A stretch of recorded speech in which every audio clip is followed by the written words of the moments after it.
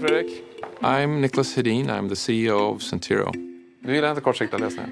We're cloud-based software for transportation management and logistics. God morgon. God morgon. Har vi matchande skjortor idag? We intend to be a serious player in this market.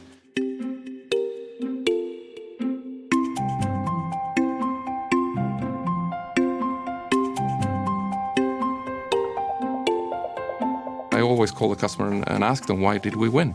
And they will most of the time say, it's about your people. It's about the way you interact with us and the feeling you create. Everything feels possible. We talk about how do we treat customers, how do we treat people that are coming new into the company. We are a team. Our culture and people in the organization are our competitive advantage. We're a technology company, and you could emulate our technology in no time these days. You could copy a lot of stuff, but you cannot copy culture that easy. Culture for me is purposeful design. It's not something you just get. It's something you actually invest in every day. You feel it when you enter the door the first time, that this is a special place to be. So one of the reasons we turned to 7 Habits was that we already had a well-functioning organization, and we already have some of the finest supply chains and brands in the world as customers, and that's an indicator that we're doing something that's very, very right.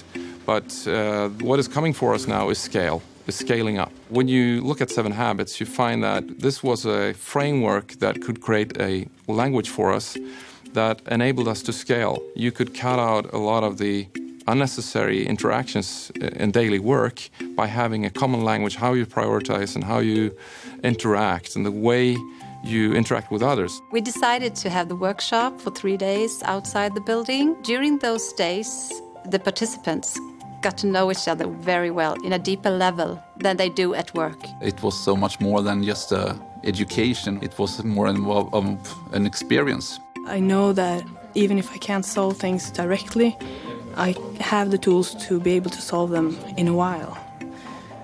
So I'm more relaxed. Nicholas models the 7 Habits by using the framework and the language. He's serious about this. You can't stand on the beach and be swimming at the same time. For me, it's important to understand what it is that we put people through. So it was only natural for me to go through the facilitator training and also facilitate myself. It's not me telling you to use 7 Habits. It's me actually being the 7 Habits. So if I'm talking about prioritization and worrying about people's time, I better not interrupt people and create Q3 or quadrant 3 activities. For us as leaders, for us as a company, it's only natural to worry about the whole human being. Because when we do that, when we create that certainty and comfort, we get the trust that we need in the organization in order to perform well.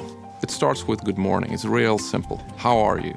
And not only saying that, but actually listening for the answer. Leadership is about having those small interactions rather than big follow-ups once per year. It's about these little small moments. We encourage people to sit down once a week to go through stage by stage, habit by habit, and talk to each other. And they really start to ask the questions outright. So is this important, or is it just urgent, or is it both? And you start to see people organizing their work around that. What we found is that it's not only talking about the habits, they actually create much, much deeper relationships within the organization. And that has a tremendous effect on how people interact and work later. When we look at the results we get from 7 Habits, one of the things that come away from it, first and foremost, is the feeling from the employees that we invest in them. Whatever investment you make in the long run with people will make a difference.